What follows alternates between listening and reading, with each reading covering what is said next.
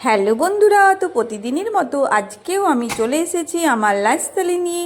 তো আজকে শনিবারের লাঞ্চে আমার কি রয়েছে চলো সেটাই তোমাদের সাথে শেয়ার করি। তো শনিবারের লাঞ্চে রয়েছে আমার গরম গরম ভাতের সাথে কাগজি লেবু, তার সাথে রয়েছে মূলো শাক ভাজা। তো মূলো শাকটা আমি রসুন কুচি, পেঁয়াজ কুচি, কাঁচা লঙ্কা কুচি দিয়ে ভেজেছি। তার সঙ্গে নিয়েছি গরম গরম ভেন্ডি ভাজা। তো ভেন্ডি ভাজাতেও একটুখানি পেঁয়াজ কুচি দিয়েছি।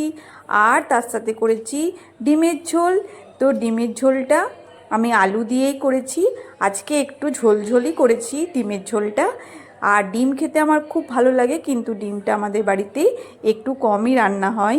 তো কেমন লাগলো আমার শনিবারের লাঞ্চ থালি? শুভ দুপুর বন্ধুরা, সবাই ভালো থেকো, সবারই দিন খুব ভালোভাবে কাটুক। কাল আবার দেখা হবে। Good bye.